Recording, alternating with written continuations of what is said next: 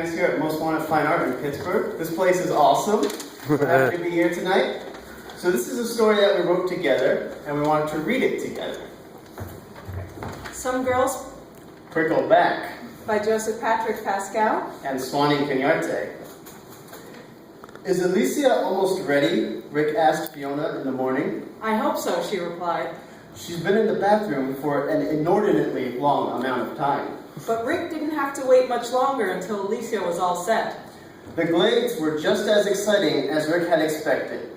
And despite a couple of close calls, they made it through just fine. The weekend trip ended. Rick was driving the four of them back home in the snow. It had only been flurrying when they left, but all at once, Rick found himself attempting to navigate whiteout conditions. Maybe you should pull this car over, man, said Gerald from the back seat. Nah, I've got this, Rick responded. Besides, I can't even see the shoulder. Rick, look out, Alicia screamed. Rick lost control of the car immediately, and they went careening through a white void.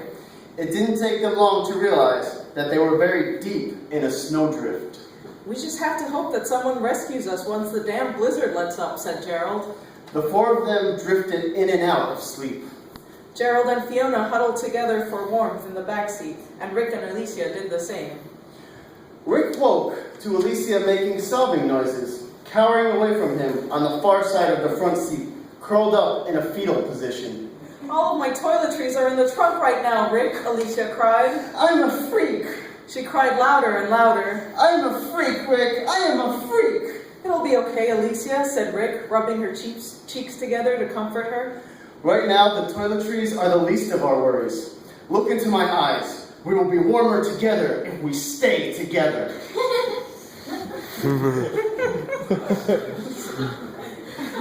His eyebrows abruptly twisted in confusion. What's wrong? Come on, I know you're not a freak. Alicia began to bawl. She seemed suddenly to remember that Gerald and Fiona were in the back seat, and a bit of relief washed over her when she saw that they were still asleep. Hours later, Alicia was asleep, and Rick was scrutinizing her chin. He could discern nothing wrong with it. The chin looked exactly as it always had, on the bottom of a smooth and unblemished face. He strode from her chin up to her cheek, and then he did the same to his own, and found the two feelings identical. I've been this way ever since puberty, Alicia whispered to Rick. He immediately caressed her face, but found it perfectly smooth. You shaved, didn't you? Rick whispered. Yes, she said, casting her eyes downward. I don't ever want you shaving again, Rick said.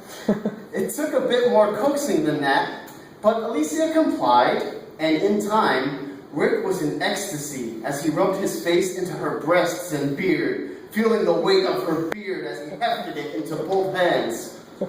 Years later, Rick was more obsessed with her than ever. His own beard he hadn't shaved in years, and it was so tangled and matted that it was all too painful to look upon. He was huddled at present in the corner of a filthy basement apartment, photographs and sketches of naked girls littered all around him. They all had beards drawn on them, yet despite his compulsion, Rick found the beards revolting. He dreamt of gorgeous women with invisible beards. He had searched for such a woman for ages, but he didn't know how to continue the search.